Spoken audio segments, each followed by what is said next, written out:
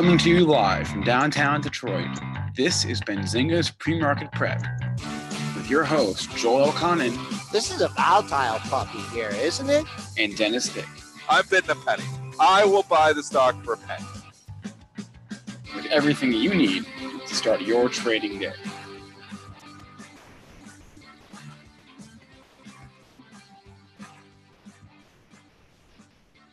Good morning, everybody. Welcome to this Tuesday edition of Benzinga's PreMarket Prep. Spencer Israel here with Joel Elconin and Dennis Dick. A jam-packed show today. A couple of guests on the docket. First up at 8:15, we'll be joined by Alan Brochstein, the 420 investor, founding partner of New Cannabis Ventures. Also, Nick Chahine will join us at 8:35 to give us his options trades. But we have a lot of news, surprisingly, on this mid-August morning. Typically a slow time of the year, but not today. JP Morgan is throwing a curveball to the discount brokerage stocks. We're going to talk about that. We're going to talk about Tesla bouncing. We thought that might happen yesterday. It did. We're going to talk about the follow-through from that and earnings from Kohl's, TJ Maxx, Toll Brothers. So a lot to get to. Plus, we'll take your questions from our chat. Joel, quickly, what is happening in the overnight market? SPOs are up 4 3/4 points, 63 1/4. Couple targets on the upside, 66.75. Your January 30th high, and then a lot of air till you get up to that all-time high at 28.87 1/4. Back on the downside here, I'll be looking at the close at 58.50 as support. Your pre-market low, 53.75. Crude, after a couple quiet days meandering in the 65 handle, is up 25 cents here at 65.67. Gold, well, it was over 1,200, up 380 at 1198.50. Silver, not able to clear that $15 barrier up, though up 9 cents at 14.75. And Bitcoin is just being Bitcoin here, hanging out at 6,400. Major resistance is 6,600. Major support at 5,800. Let's bring in Triple D here and check in the after hours in pre-market action. Pre-market action has all of your discount brokerages, E-Trade, Schwab, Ameritrade, Interactive Brokers, all taking it on the chin here this morning because JP Morgan is going to be offering some free trading. Spencer, give us the details. Yeah, this was broken this morning by CNBC. They're launching basically next week. They're going to flip a switch, and everybody who already has or uses JP Morgan Chase for banking is going to have access to a new digital discount brokerage that offers free trades and access to their own research. And just to put this in context, this is from the tweet I'm going to read from Hugh Son. He's the one who broke the story at CNBC. Put it in context, Robinhood has 4 million users and a $5.6 billion valuation. With that, there are 47 million people who already have the Chase mobile app, and all of them will have access to this new brokerage service, free brokerage service, when it launches next week. I mean, it's not just that JP Morgan's going to do this. They're all doing this. Fidelity was offering it. We know Fidelity broken, offering free trades now too. They're all going to free. And people will say automatically, well, how do they make money? How can they make money without commissions? And I'll tell you, the majority of the money is now being made on the back end and kickbacks. If you read your fine print, they sell your order flow. So your order flow gets sold on the back end. It's called payment for order flow. So when you basically put your 1,000 share market order in there, it gets sold out. I mean, and it's the marketable orders that are usually getting sold out because the ones with the limits, this is why they're doing the access fee pilot. They park that over on ARCA and they're collecting the rebates on those. And then they sell the marketable order flow so that other participants, which we've talked about before, the off-exchange market makers, can trade directly against those orders. So basically they get first dibs on your order to see if they want to take the other side of it or not. If they deem it uninformed, they're going to take the other side of it. So that's how they're making the money. So can I clarify what I said? Fine print. I want to clarify. Great point, Aviator One in the chat. This is it's free. According to the article, it says at least 100 free trades in the first year on this new JP Morgan app. So yeah, I think they're all going that way, though. I mean, there's so much money being made on the payment side of it, on the kickback side of it. This is not something that is new. I can remember, in Bright Trading, and Eddie Franco was one who started Bright Trading with Bob Bright. I was talking with Eddie back in 2002, and he actually he was getting older and he was leaving the firm. And I was just talking to him, where do you see commissions going? Because they came down. He says they were going to zero. He said this back in like 2002, 2003. It was a little early with that call, but he's correct. And that's where it's going. I mean, it's competitive. Robinhood does it for free. And it's not zero. It's that your orders are being sold. So, if you don't have a problem with that, the only problem I have with that is the limit orders that are sitting on the exchange sit there unexecuted a lot of times because you've got other participants that can just basically jump the whole queue by getting the marketable flow. But that's, pretty early 806, pretty early to get jumping in the market structure conversation. But anything times you see stuff that's free, it's not really. They aren't going after you. Dennis, you are not the target audience for this. I get hit though, because I make markets on the exchange. It's the market makers on the exchange that actually get hit. So I put my order out there to buy a stock. I'd say $46. Sure. And I'm the only person bidding it there. If a marketable sell order comes from one of these discount brokerages, they can match my price at 46. So I basically am the only person bidding. I'm the one taking the risk.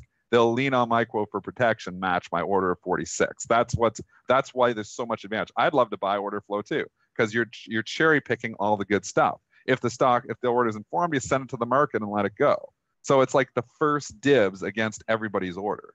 So, and you have that monopoly. Let's say on a stock like Bank America is a better example. You have a huge queue of 3096, sometimes hundreds of thousands of shares. Somebody sends a market order to sell, they can automatically just match the quote and buy it at 3096.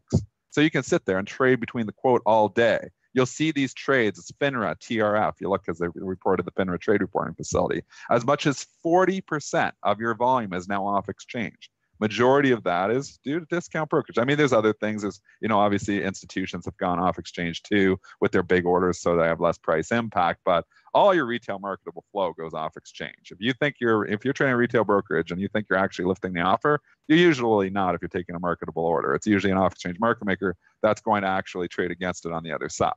So it's just about, getting an edge, and those off exchange market makers will pay for that edge, and they'll pay the kickbacks to those discount brokers. This is such an old idea. Did you know when this who came out? Yeah. Say exactly. Who came up with this idea? Say it. Oldie discount. It wasn't Oldie. Oldie was one of the first that started to do it. You know who was the father of payment for order flow? Guess. Fidelity. Bernie Madoff. Bernie Madoff created payment for order flow. Bernie Madoff. And then everybody got involved back in the 90s. It was all the same thing, but it was big orders back then. Oh, man. Now it's every little 100-share lot, or not even a partial, an odd lot order goes through. So, but Bernie Madoff, the father of this payment for order, and it's driven commissions to zero, which is good. If you like not paying commissions, that's the positive of it. The backside of it is that the information, it will eventually, and the small caps, I think it's made a mess of it. I think that's why your spreads have gotten wider over the years instead of narrower with the electronic trading, because who the hell wants to make a market in a small cap when you throw your bid out there and you only get filled when it blows through you? So it's basically made the game more crooked is what it's done. But, again, we've been talking this 5 minutes. It's a tough conversation. Okay, yeah, I just going to say. I've written about this extensively. I have talked to the SEC about this on 3 separate occasions. I'm obviously not a fan of payment for order flow at all, and the way it's used to basically it makes the quote less firm, because there's going to be less people out there bidding and offering stocks when their bids and offers don't get filled. I mean, it sounds pretty crooked that you can go bid for a stock and you'll only get filled when it blows through you. I mean, and obviously you don't notice this on the big cap stocks, it's trading a lot, but on the small caps you'll see a stock, you'll throw out your bid at $25, it'll trade at your price multiple times, you won't get filled, then it takes off to 25, 20, 25, 30. Well, there's a cost involved in that because you missed an execution you should have had. So a lot of times, guys, you'll not get executed on a stock, and maybe you should have. Have you ever seen, the low of the day is right where your price is on a small cap stock? It's actually quite common, especially on the small caps, because sometimes they just sit there and trade within the spread all day. So those are fills you should have. The reason you don't have those fills is that there's participants that can basically jump the order queue and get ahead of you, and they're paying for that to the discount brokerage. It's an entire industry built around payment for order flow. All right, let's just take a quick look.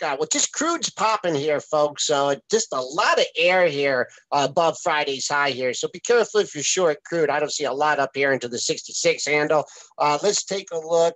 Interactive brokers. And Dennis, you talked about this too. It's interesting how these stocks has been selling off ahead of this news. I mean, they have been in a decline, even though we've been in a major bull market. We'll just take a look at the pre-market lows here. Your pre-market low, interactive broker. They got a little excited here. They took it down to 58.02. You're off that low, so we'll keep an eye on that. ETFC, E-Trade, Spencer knows that was a little slower to react. Pre-market low, 57 even. And then we'll take a look at Schwab, who was the big competitor with Oldie back in the day. 48.45 marks your pre-market low. And you know a lot about this too, Joel, because you did trade with Oldie Discount Brokerage. It was just different then. You were working huge orders. Like you man, these guys were picking us off. It was over. If you had over 100 grand, you traded for free. Okay. These guys had Bloombergs. We had the bridge system for news, and you'd get an order. Buy 5, let's say Aetna, buy 5,000. Okay, well, no, I'll short 5. Buy 5,000, buy 5,000, buy 5,000. And then all of a sudden you have a 20,000, 30,000 share position on. And then Dorfman, remember Dan Dorfman? He would come on CNBC and say, oh, Aetna's the best stock ever. And they had the news. And so it's amazing. It's really... It's funny how we did this back in the 90s, but there were 8 spreads there. So, there was a lot of different things, especially on NASDAQ stocks. But this is the whole game of market making. This is what it is. I was a market maker for years too, just, working through Bright Trading, but, basically making markets, not official market maker. Joel was a market maker, obviously back in the day when you were on the floor and with Oldie, full on market making. But the name of the game with market making is you're trying to capture that spread. So basically picking the nickels up in front of the bulldozer. You're trying to capture that spread all the time. And when there's news against you, when there's an informed trader against you, you try to minimize the damage as much as you can. So, the news traders, especially with the algorithms, will always hit the market makers to a certain extent. It's become even more difficult now, Joel, because the news is so instantaneous. I mean, back in the day, I can remember, there's news. Well, you had a few seconds to get the hell off the bid. Back in the day on the NASDAQ, they actually used to give you 15 seconds where the market makers on the floor can actually cancel. So they could bid a stock like Microsoft at like $50. If they, and you're hitting the bid, you're preferencing, you're trying to hit the bid. It would sit there 50 bid. They have 15 seconds to say, do I really want to buy it here? And if they all of a sudden see the news, they pull their bid and go 49.90, and then they go 49.80. So you're trying to get out. You're actually hitting the bid, but you're not getting filled. It's the way it worked back in the day. And that was to try to stop the informed traders, the traders with the news, from picking off the market makers, because the market makers were all complaining. We're getting picked off left and right. Obviously, the market making systems are much more sophisticated now. High frequency traders are all high frequency trading. That's why I don't make markets anymore either. I used to have my own market making systems, and you can't run them anymore because the high frequency traders are so fast. So, and they pick you off in like a millisecond. So even though you see the news, you're not going to be able to process it. Even your computers aren't going to be able to process as fast as the ones that are co-located the quickest to the punch. So you're not going to get out of there fast enough. All right, it's an automated world, and it's made change the market making substantially. Spencer's going to bring our guest on. I just wonder what percentage of the volume, comes from these apps. I know they talk about it picking up, but I'd be interested. I mean, it's still the institutions that move the markets, but yeah, I'd be interesting. But Spencer, we got a special treat for our listeners today at 8:15, which we are right now. We do. Alan Brochstein is going to come on in a moment here as the author of the 420 Investor. He's a founding partner at New Cannabis Ventures. I met Alan finally. First time I've met him in 3 years on Friday at the Benzinga Cannabis Capital Conference. I'm going to talk to him about who he liked there, what he's looking for in the space going forward. We have legalization coming up in Canada here in a few months. So a lot to get to with Alan. I'm going to take a quick break and grab Alan. We'll be right back.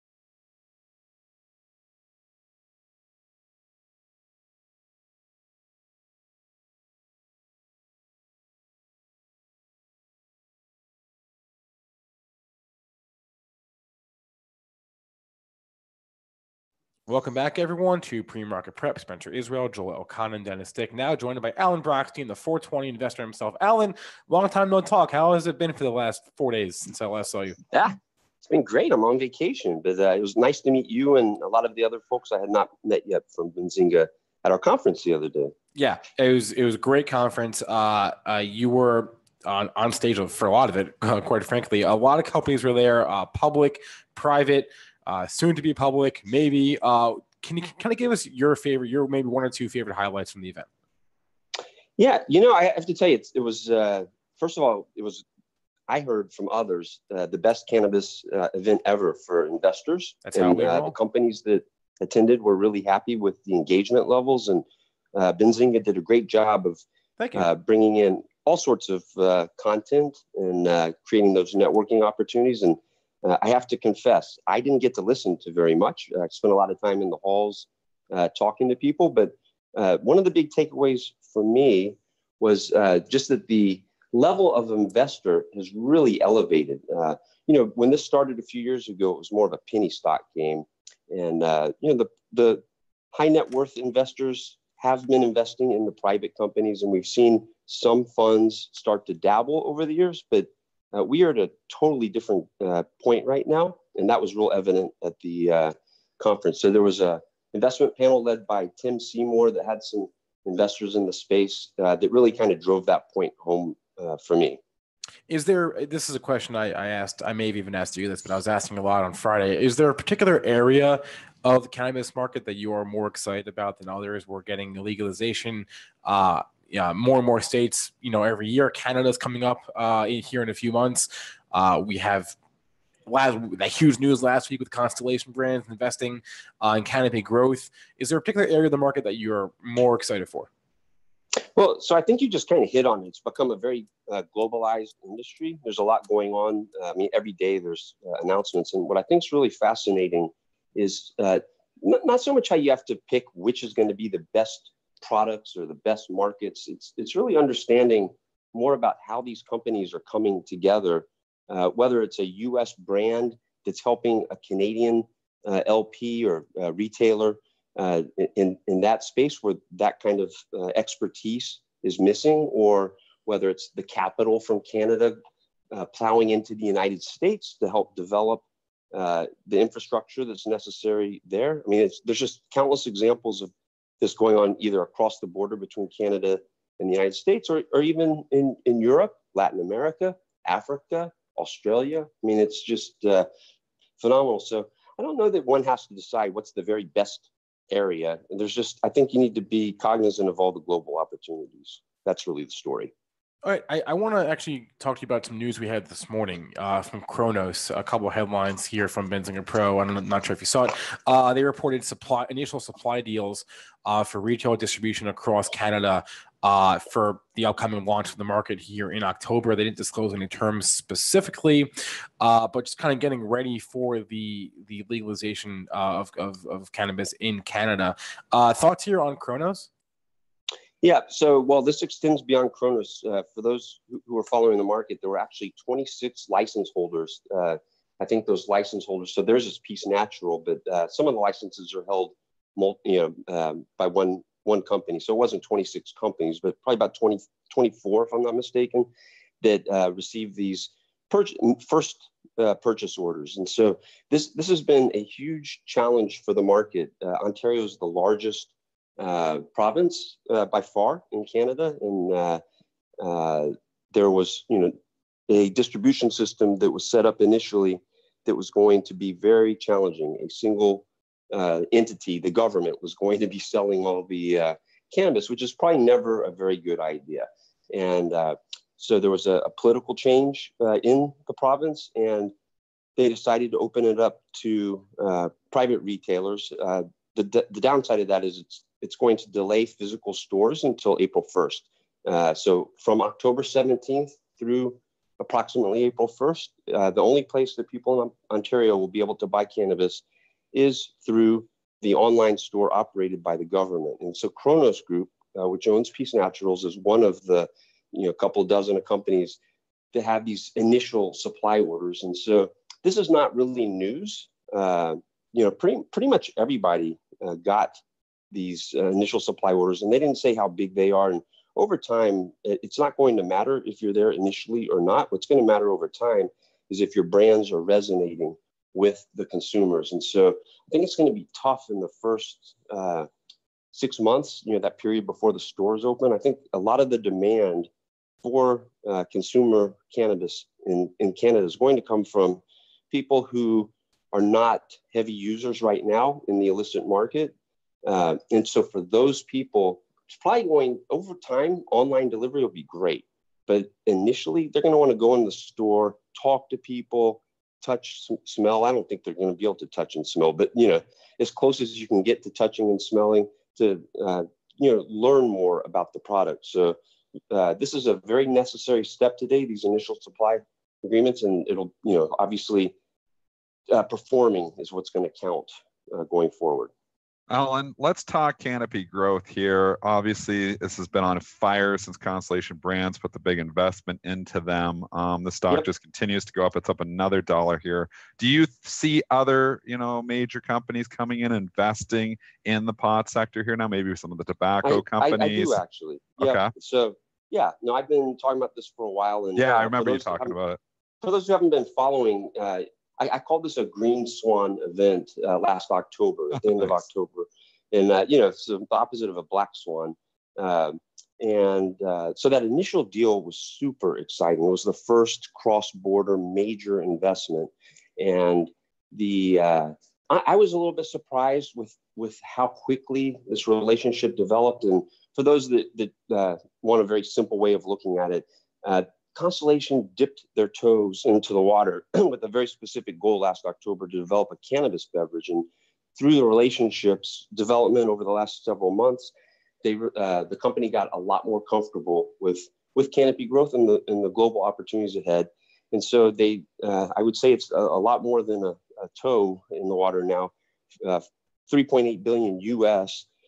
With the ability to put more money into the company through warrants and to take control of the company. So very exciting to see a major, global brand step up and bet on cannabis big.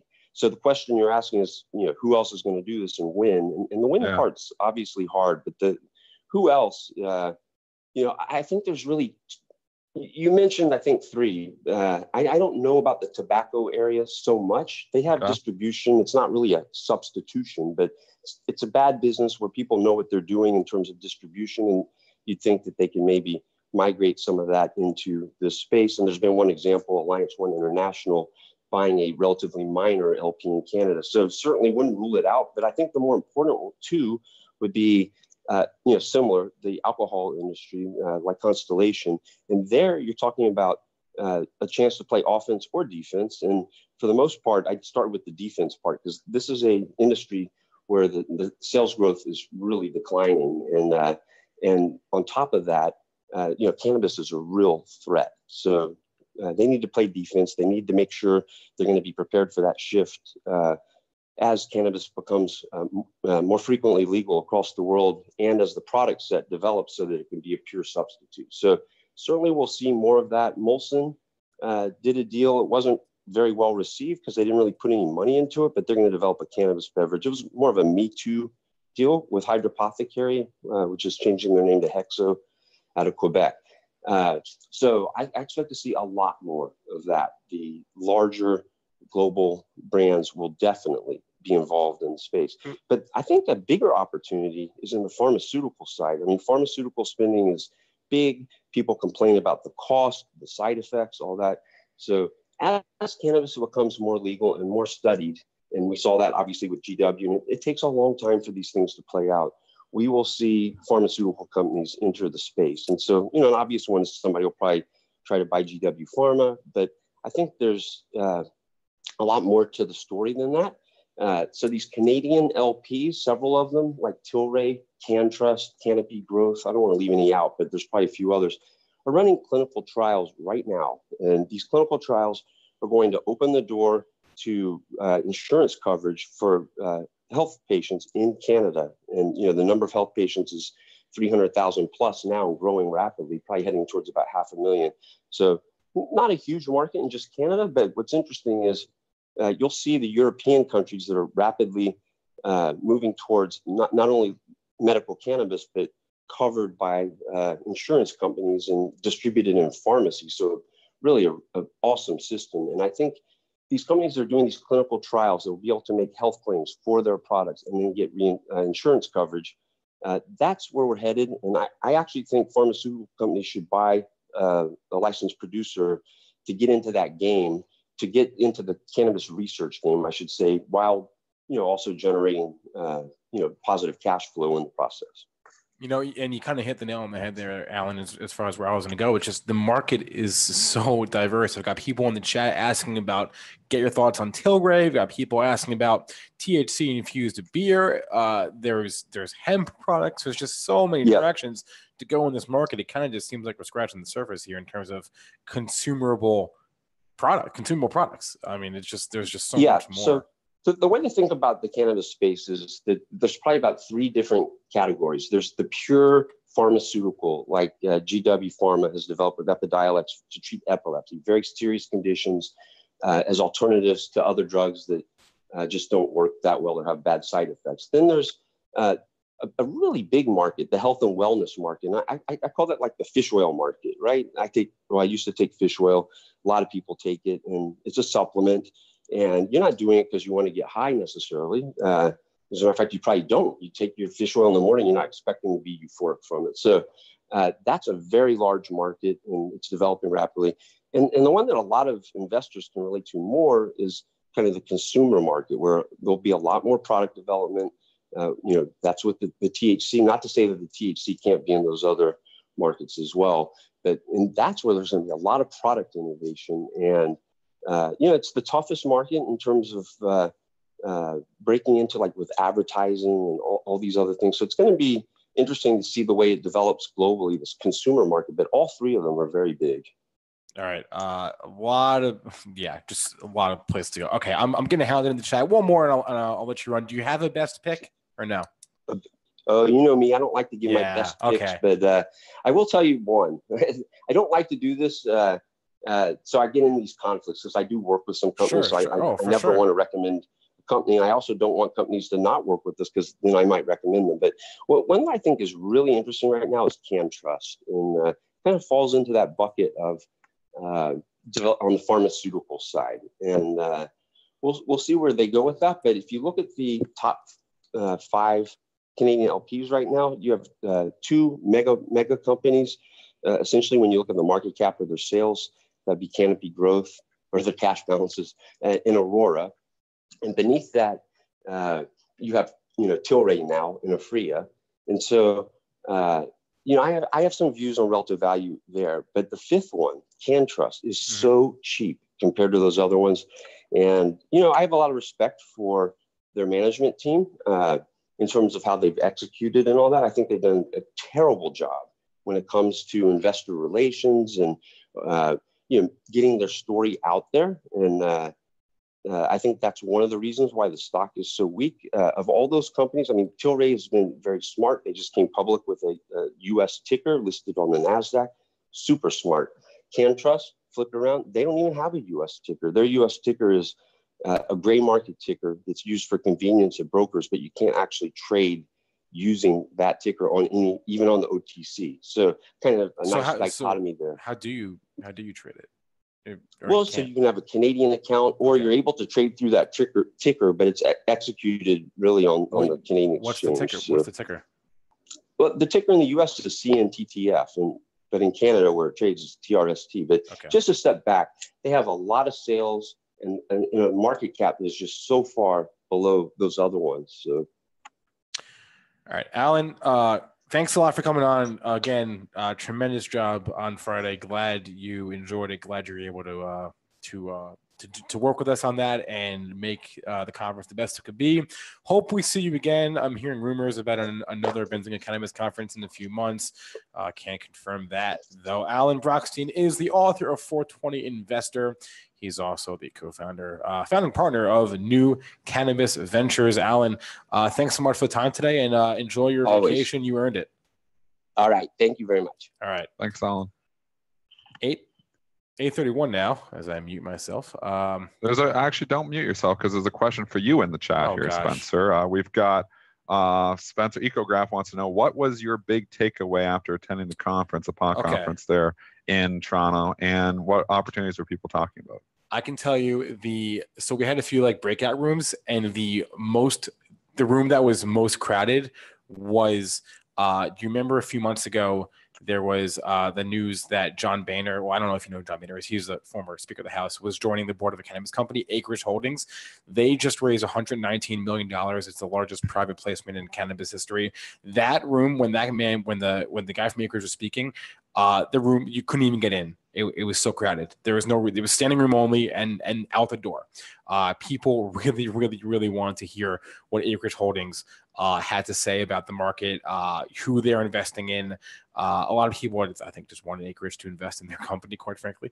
But that was the most popular room that I saw. I mean, they essentially are the gold standard for cannabis investors at this point. They have the exclusive rights to Willie Nelson's weed, as far as I understand it, and they are one of the biggest players in the space. So I was definitely intrigued by Acreage, and I'm also just intrigued by hemp.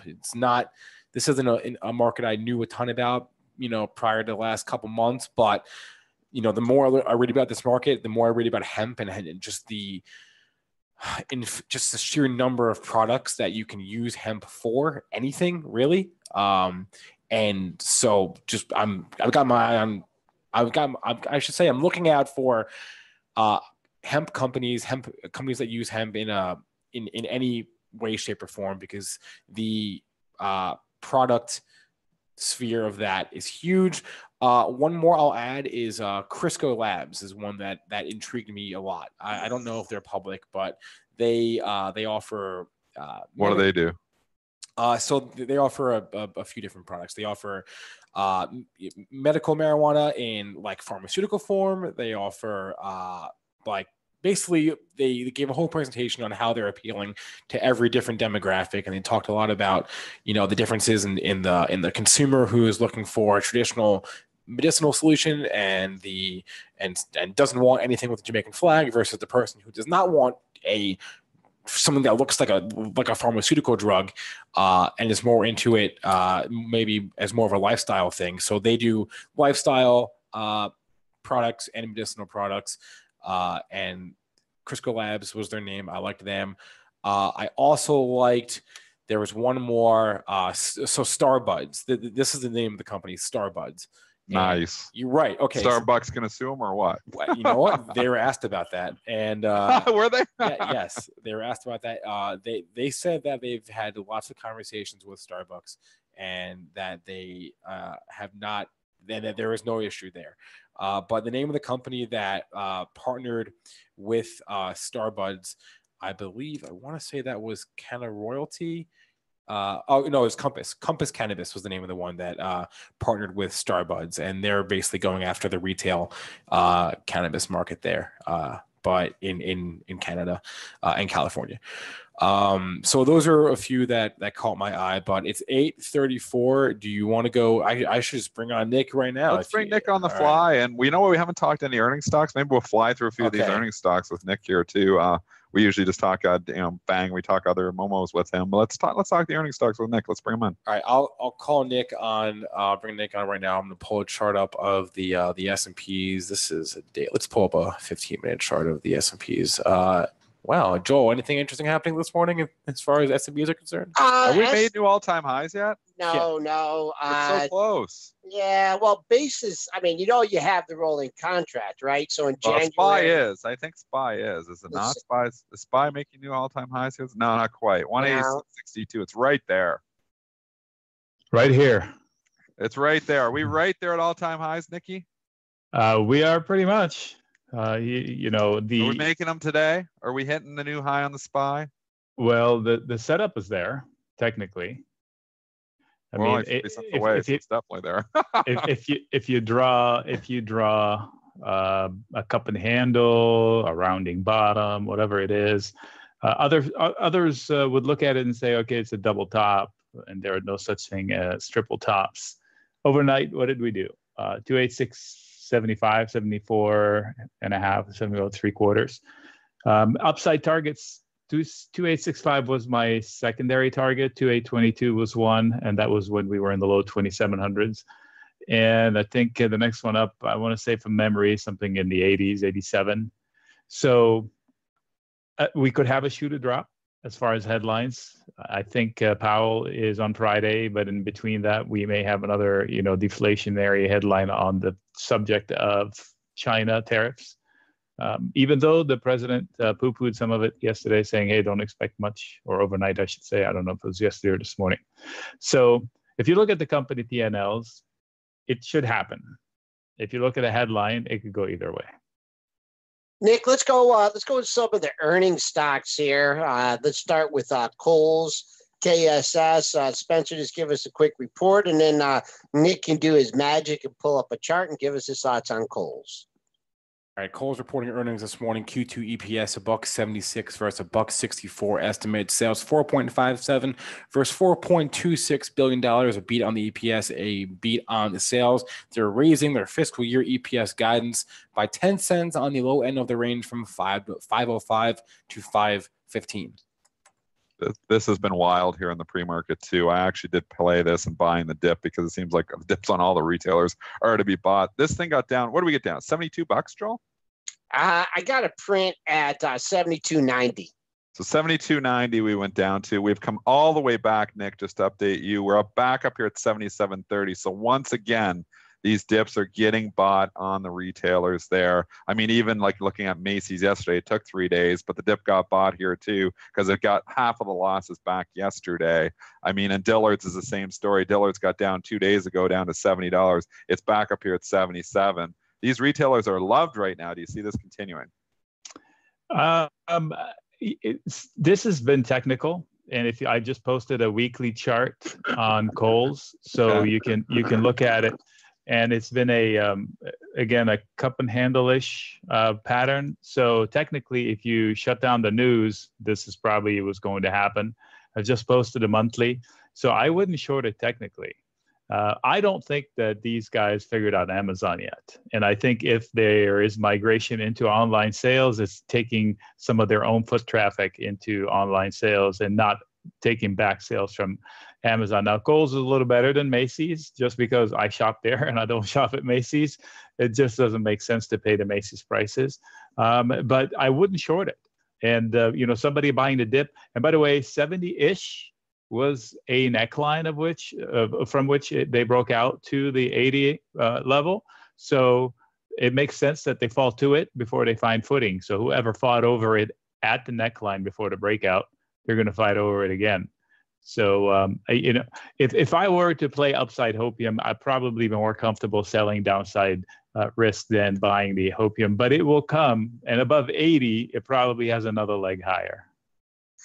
TJX companies sticking with the retailers. I mean, this stock just trading up here, 103.95, up 230, up over 2%. I mean, well, already off the highs. It's funny how the fade trade. Ooh. Yeah, the fade trades are just work. What are your thoughts here, Nick? I mean, on these earnings plays, the fade trades are there, and I think a lot of this has to do with options as well.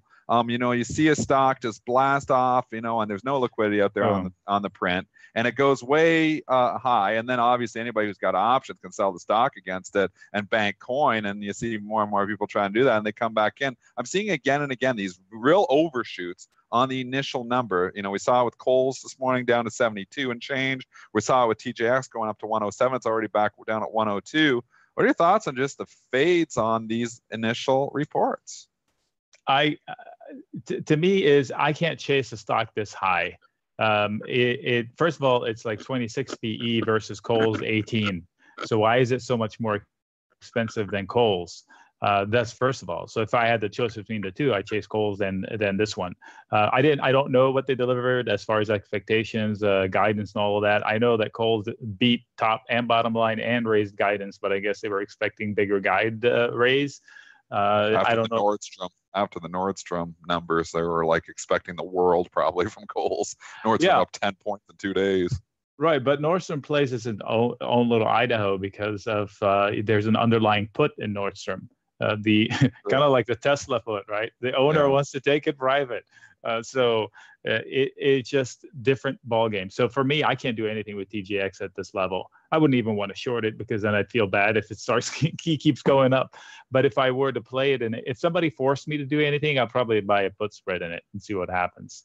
But it's definitely not. This is just too high for me to chase and too hot to short, I guess. Jump over just well, we can keep going on the earnings parade a little bit here this morning. Let's go to the home builders. We'll try to stump you over there on Toll Brothers, TOL. This thing ripped again. Again, we're seeing these, fades come in. Now, not as much on this one. This ticked almost up. Where did we get to, Joel? Did we hit 40? And I lot traded at 40. We kissed 40, so this thing up 5 points. People just get crazy on these reports. And guys, I'm going to just say it again. If you were trading on these earnings reports and you see the numbers and you're chasing these things up, a minute or two after the report, a lot of times that is the wrong thing to do. These things tend to overshoot right on the initial numbers. $40, a $34 stock. Toll is notorious for rallying on its reports and then giving it back. Yeah. And I don't know if it's going to give it all back, but it has done it in the past a lot of times on pretty good reports. Lennar is the same thing. Lennar had a great report last quarter. We're not going this quarter. We're going to a quarter ago. And it was trading up significantly in the pre-market, ended up closing red on the day. Now, I don't know if Toll's doing that. I haven't heard the numbers. Maybe Spencer can give us the details. I can give because the numbers must be pretty good with the trading up this much, but they are. It's hard to chase. The EPS, $1.26 versus $1.03. Sales 1.9 versus 1.8 billion, but a big EPS beat. What are your thoughts here? But forward guidance is really what we're moving on. Beat is not really mattering as much as actually guidance. I think the expectations were muted, and I think it had fallen too far. And I posted a weekly chart, and 40 is definitely not a place to start long. But it's like a 10 PE, trailing PE, so it does have value. So if somebody bought it into the earnings report, I didn't fault them that much. And it kind of speaks to the environment that we're in. Things are not as bad as they want to make them out to be. As far as the interest rates are concerned, I've said it before, I don't think they're going to go anywhere for as long as yields outside the US are still at 0 or less. It physically cannot get away from us that way. In fact, we went long bonds this week, or last week, I should say, and that's playing out pretty well. And by saying that, I didn't buy upside hopium. I sold risk below us, thinking that, okay, there's going to be a bid on bonds for as long as rates are here, the yield here are better than overseas. Nick, we got a couple of stocks coming out of the chat here. One of them is ALGN. I don't know if this one is on your radar. I know you follow a lot of stuff. Oh, really? Okay. Because I have somebody in the chat room that just loves it, so I have to cover it. I think it's the Invisalign people. So my concern is that I see TV advertisements for a competitor for about $100 a month or something like that. So that would be the only concern. Now I'm drawing as I'm talking. It's not a perfect head and shoulder, but it's done quickly here. I see it. Okay. I see it. Technicians will probably say, what the heck? You don't have a neckline here. But it is what it is. I kind of see a neckline. 340, I would say. You start cutting below 340. Right. But the point is they're testing 340-ish, 335 to 40. So this better hold. Now, I know the fundamentals are probably good, but if it's the only gig in town, and then there are other people who are come into it with their alternatives, it is probably the price to revenue price to earnings ratio is too high for me from that perspective, but I don't know enough about the fundamentals. But this is not an obvious entry point.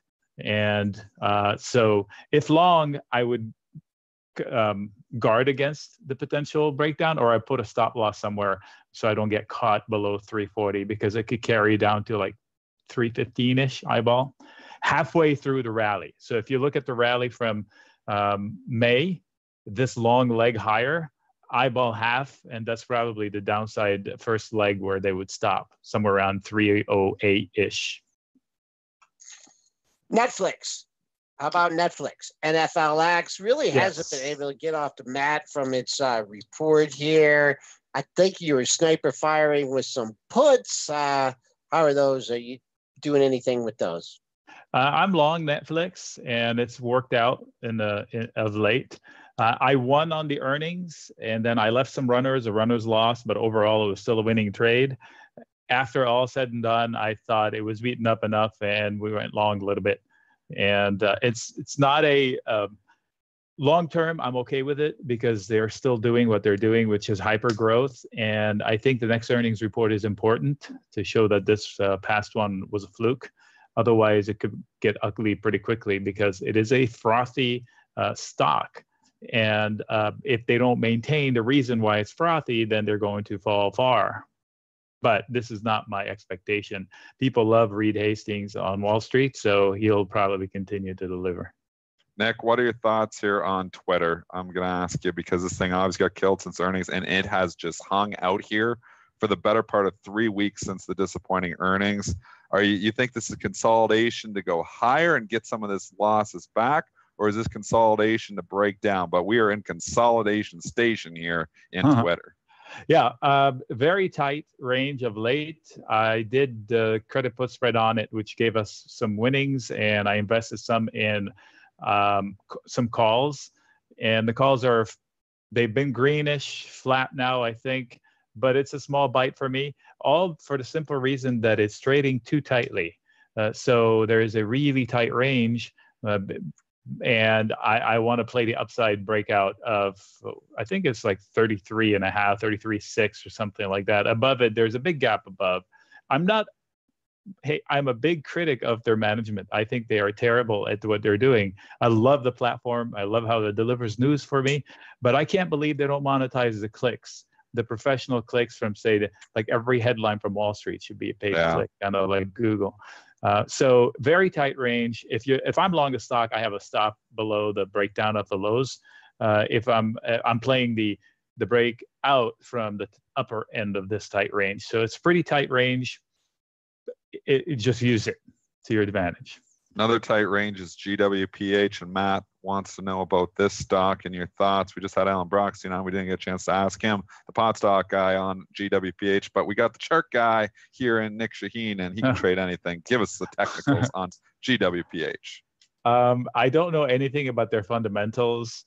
Right here, it's kind of stuck in the middle. The range is tightening after a fall. So I'd say, look at the recent highs, 138-ish, and see if they can break up a bit above it. Let me see if I can go down in smaller time frames to see if I can get any clues. No, same comment. So I would watch for that versus the higher low breakdown. So if you track the stock, if you see higher lows butting up against a neckline, as soon as they step over the neckline, they should carry in that direction quite a bit. So above 138, it probably gets to 142-ish, which if I look left is where they fought over it last. These are not hard lines in the sand. Keep in mind, I use them like rubber bands, so they may overshoot one way or another. Nick, tough one for you. CMG had the bad news a couple weeks ago. That was just snapped up and now got over that $500 level. Maybe a double top on here at 528 area. I don't know. What do you think about CMG? If I'm long CMG, this is where I get off. So here's a weekly chart I just posted. Talk about, SR lines, so prior supports, forward, whatever. So this is a zone where they fought over it. I don't get this. It is so overpriced from a restaurant perspective that it just boggles my mind. These are diehard fans that love to trade the stocks. And if you look at eyeball the drop from October 2015 down to the lows and where we are right now, it's kind of like a halfback situation. So yeah, definitely from here, this is not an obvious entry point. It is definitely a point where longs lighten up. And it had good breakout levels on the way up here, so I don't fault them for chasing it. But the startup here with the valuation that it has is just crazy from a restaurant perspective. I mean, this is a restaurant and one that has problems all the time. So it's like 80% price to earnings trailing. That is just way too much for a restaurant compared to McDonald's. I don't know what the McDonald's, I bet you it's probably like 30 or something. I'm guessing. So between the two, I'd rather have McDonald's, even though the chart is not that great either. So why is it that McDonald's has 20? Yeah, I know. Why is it that some stocks just get a pass? I mean, this stock has made people sick in the past. It seems like there's always a headline, somebody else getting sick. Maybe it's because every time somebody does get sick, it really gets headlines because it's Chipotle. But I mean, Shake Shack, is another, same thing. I mean, it's trading with crazy multiples. Maybe the growth is there, but the same store sale growth is not there. I've challenged Shake Shack for a long time, and a lot of times I just think it's because it's high short interest. It's hard for this bloody thing to go down. Everybody's already betting on the short side. Why do you think it is that certain stocks just don't care about the multiple? Well, Shake Shack is 98 PE, but Shake Shack is a growth story, is it not? But is it though? They're growing stores, but at the stores themselves, like the same store sales were actually declining at their stores that are open. Like that doesn't sound like a growth story to me. No, I've done a lot of work on restaurants in prior lives. I managed the P&Ls of hundreds of restaurants at one time and did the financial planning for them. So I know what works and what doesn't work in restaurants. And if you have a toilet bowl as far as a comp sales, it's a disaster waiting to happen. I never ever invest in a restaurant where the comp sales are in a toilet bowl. Don't ever think you can turn it around yourself, because that's an assumption that'll bite you in the butt. So I don't know the comp sales on Shack, but if they're not there, then yes, okay, they're growing the number of stores, then your point is well taken. So that's why I don't touch it. I would trade it from a price perspective, but at this level, it's just, I don't even look at it. All right. We'll give you one more here. Yeah. I just want to give you one more. It's AMD, because this stock here has been a monster performer. It looks almost like it wants to go here again. I said it yesterday on the show that I liked it for the pullbacks here. It's rallied here once again. I think it's itching to go. You can look at valuation, you look at a lot of different metrics here. It's a difficult one though, because there is definitely some a fundamental story here as well. But man, a technical story here is the stock was $10 a month ago. It's doubled, or 3 months ago. It's doubled in 3 months. Okay, so the AMD is a monthly breakout that we charted a long time before it happened. Fundamentally, it's expensive, but I don't know enough about the chips and their advantage. I'd be more inclined to sell risk in a falling Micron than chasing an AMD at this level. If I'm long, maybe I'll leave runners behind. But the breakout happened and my target hit. So if I'm long, I'm out. But like you said, it might want to take off higher, and especially if the stock market goes higher, and especially if the chip sector goes higher, it's going to probably follow. But I'd rather be on the back of a clearer performer, like maybe NVIDIA or even Intel. Intel has been the bigger guy of the two, and it's the profitable one. So I'd rather bet my money where there's actually black on the P&L. Good point. I think that's a good point to wrap up on. Nick, Chahine, author of Create Income with Option Spreads. Nick, as always, thank you for the time, and I hope you have a good week. You too. Thanks for the opportunity. All right. Thanks, Nick. Fun, man. Just throw the tickers at that guy. Just keep going, and then he throws in a little bit of the fundamentals, which on these stocks, he throws in the PE. What's going on. He's not a one-trick pony. Yep. That's a good point. It's a great point. Fundamental add technical analysis. And that's how I try to, trade too. I like the fundamental story behind it too. Not the day trading. I trade anything day trading, but the swing trading, longer term investing, I try to put on my CFA hat here and try to analyze a little bit of logic involved with it. And that's just because I've been burned in the past chasing stocks with high multiples. I traded, I started trading in 1996. And in 1999, I felt, and this was just when I was retail before I went prop, and I could do no wrong. I mean, the market was going straight up. I bought all these stocks like Amazon. I can remember buying Amazon at and I don't know what the price is, but $200 and selling it at $220, a half an hour later. I mean, it was just, that was so crazy back then in the late 90s. The tech bubble was just insane, and valuation just did not matter at all. Now, from a trading perspective, it's still, maybe in certain cases doesn't matter. But from an investing standpoint, if you were buying, now Amazon's a bad example because it would have worked out, but if you would have bought the other 99 companies that were trading with a multiple of 100 or more back in 2000, it didn't work out. So you got to put on your separate caps. That's the whole point of my, tangent here is, if you're a trader, yeah, you can ignore the fundamentals, go with the flow. If you're a short-term day trader, you're a swing trader, I like the fundy story a little bit to help out. And if you're a long-term investor, it's all about the fundy story. All right, S&P's is hanging in here at 62 and a quarter, up 375. Your pre-market high is 64.75. January 30th high basis the rolling front month contract. January 30th high 66.75. Crude trying to break into the 66 handle. Man, we missed a lot of stocks there for Nick, but let's talk Tesla a little bit, and then a few ratings, and then we'll wrap things up. What a turnaround in Tesla yesterday. We called it. Yep. We called it. I mean, it didn't get where I wanted to be, and I actually had a couple of people, chatting at me, "Oh, great call on Tesla, great buy," and I was like, I didn't get it because I was talking about the lower 280s, and it didn't get down there. It was 287. Pre-market. We were talking about it. We said yesterday on the show we thought this was going to be the capitulation morning, and it was going to turn around, and it did. It just didn't quite get to where I wanted. I wanted it down in the 280s, and I was going to take a long, so I missed it by about 8 points. And turned around and obviously closed stronger. So that's nice for, the bull thesis to a certain extent here that have found support. It's close to where it was finding support before. I mean, you called it well, Joel. You thought the 286 level might hold. We didn't quite get there in the regular session, but we did breach it in the pre-market. So if you were leaning on that July low or buying at the July low, you got a shot in the pre-market. Did not get a shot at my May lows, which is what I wanted, though. All right. And Morgan Stanley had a big note out today.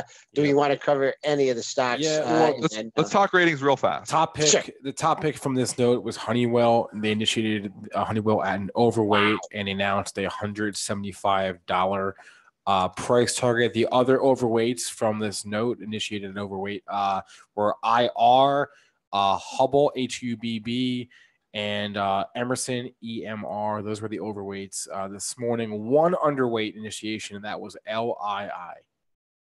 And what timing on the LII? Full disclosure, I do have a position on an LII, so I'll limit my commentary. I just want to say what a call by them, because they actually put an underweight on this before it came out with the guidance, and they cut guidance about an hour after that Morgan Stanley note broke. So that's just good timing, I guess. So, it's not like the research analyst is going to know that they're going to cut guidance. It just was, one of the underweights that they put on. I think Rockwell, they put an underweight on too, but that was a reiteration, I think. But LII, new underweight, and an hour later, they cut guidance. So good call, Morgan Stanley. Kind of a thin stock here. We did get, 145 shares traded at 209 a quarter.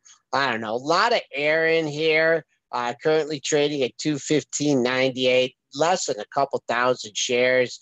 Let's see here. We're trading. Just look at some daily lows that you had: 212.47, 213.94, 214.96. But yet to get the price discovery here in Lennox, LII. The Honeywell and the chart looks good in that. Trading up 68 cents. If we get going in this, major resistance just under 160. You had the all-time high, 159.99, and that was backed up by a couple other highs in the higher 159 handle. All right, 9 a.m. That's going to be it for us today. Joel, Dennis, any final thoughts this morning? For me, it's just a creeper rally. I just want to see continuation through that pre-market high, 64.75, and through that 66.75 level, and then things really open up. On the downside, if I'm looking for, a lower risk buy, maybe seeing this at unchanged at 58.50. All right. I told you guys we'd have a jam-packed show. I was not lying. I hope we got to all of your questions. If not, hang out in our chat, premarket.benzinga.com. I know a few people hang out there during the day. Joel and Dennis are there as well. Thanks to everyone in both of our chats on on that site and on YouTube. Thank you to our guests, Alan Brochstein and Nick Chahine. Very much enjoyed both of those interviews. They were great. You can catch the podcast of this show if you'd like on iTunes, SoundCloud, Stitcher, TuneIn, or Google Play, or just watch the show on Benzinga's YouTube channel. Again, a quick reminder, all the information from our show is for informational purposes only and not meant to be investing advice. Hope everyone has a good rest of your Tuesday, and hope you join us again on Wednesday. Have a good one.